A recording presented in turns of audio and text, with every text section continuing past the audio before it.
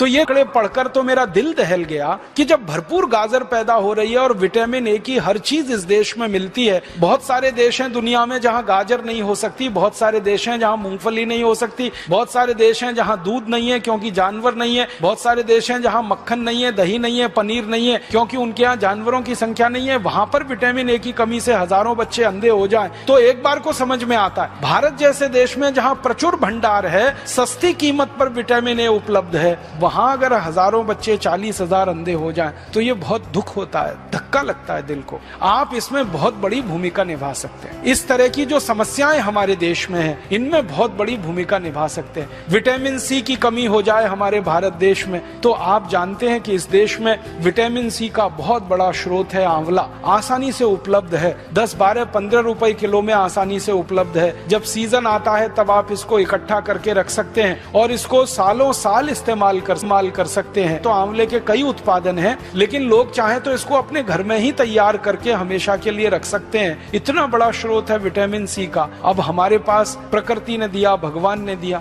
Vitamin A के स्रोत हैं। विटामिन B12 की तो भारत में कभी कमी नहीं हो सकती, क्योंकि यहाँ के लोग जितने तरह की सब्जियां खाते हैं, जितने तरह के फल, मौसमी फल खाते हैं, सवाल ही नहीं उठता कि हमको विटामिन B12 कभी कमी हो जाए। ऐसे हमारे देश में प्रकृति के द्वारा जो बहुत सारे समृद्ध पदार्थ हैं, सस्ते हैं, कीमत में आसानी से उपलब्ध हैं, हर जगह होते हैं। सबसे बड़ी बात है कि आंवला भारत में हर जगह आसानी से मिल जाता है, गाजर भारत में हर जगह आसानी से मिल जाती है, टमाटर हर जगह आसानी से मिल जाता है। तो क्यों नहीं हम इनका हमारे मरीजों में, हमारे देश के साधारण नागरिकों में प्रचलन बढ़ाएं, और इस प्रचलन को हमारे देश में जितना ज्यादा आप बढ़ा देंगे, हमारे मरीजों की फालतू दवाओं पर निर्भरता उतनी कम हो जाएगी। कैल्शियम की कमी के आपके पास जितने सारे मरीज आते हैं और आप उनको कैल्शियम के बहुत सारे स्रोत बताते हैं, और आप भारत में बहुत सारी सस्ती सस्ती चीजों से कैल्शियम को उपलब्ध करा सकते हैं। सबसे आसानी से कैल्शियम हमारे यहाँ उपलब्ध है चूने के पत्थर के रूप में, और चूने का पत्थर एक 50 पैसे का बाजार से खरीदो, पानी में डाल के उसको रखो तो इतना चूना बन जाता है कि साल, 2 साल, 5 साल, 10 साल हम बहुत आसानी से अपने कैल्शियम की पूरे परिवार की जरूरत कम कर सकते हैं। आप भारत के लोगों को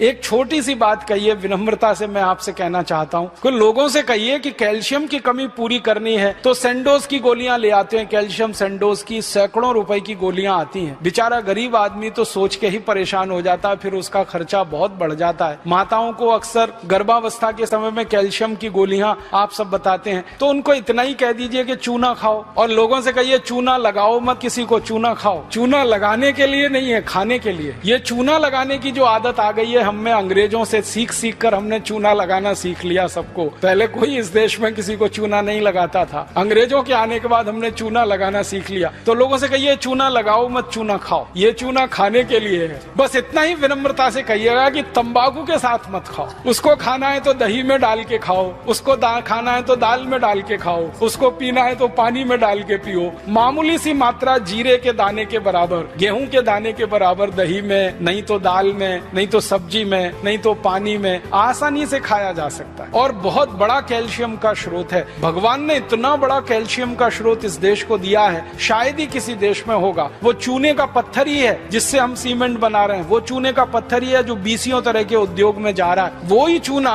हमारे मरीजों के कैल्शियम की पूर्ति में बहुत बड़ी भूमिका निभा सकता है। तो ये साधारण सी बातें आम आदमी के दिल दिमाग में बहुत जल्दी बैठ जाती हैं, लेकिन आप कहेंगे तो ज्यादा अच्छे से। कोई दूसरा कहेगा ना तो कुतर्क करेगा, तुम क्या डॉक्टर हो, तुमको क्या मालूम है। लेकिन जब कोई डॉक्टर उसको कह रहा है तो बहुत गहराई से, ये तो परंपरा से आई हुई है बात। चूना उसके दादाजी खाते थे, दादाजी के दादाजी खाते थे, वो भी खाते थे, देखा है उसने। फिर आपने और जोड़ दिया उसमें कि ये कैल्शियम का सबसे बड़ा भंडार है, तो बात तो पक्की बैठ जाएगी उसके मन में। फिर वो अपनी जीवन शैली को इस तरह से बना लेगा कि सेंडोज की गोलियां खा खाकर करोड़ों रुपए एक विदेशी कंपनी को देना, क्योंकि आप जानते हैं सेंडोज जो है विदेशी कंपनी है, उसके करोड़ों रुपए का धंधा सिर्फ ये गोलियों का ही है। और ये धंधा हम भारतवासियों के अनजाने में, गैर जानकारी में हो रहा है। अगर ये जानकारी बढ़ जाए भारतवासियों की तो बहुत बड़ा काम आप सब मिलकर कर पाएंगे। तो मेरा एक ही विनम्र आपसे कहने का प्रयास है वो ये कि आप थोड़ा एजुकेशन, किसी भी पेशेंट को थोड़ी एजुकेशन दीजिए, थोड़ी शिक्षा दीजिए, सामान्य ज्ञान उसको बताते जाइए ताकि वो गंभीर बीमारियों से बचता रहे, अपने परिवार को भी बचाता रहे।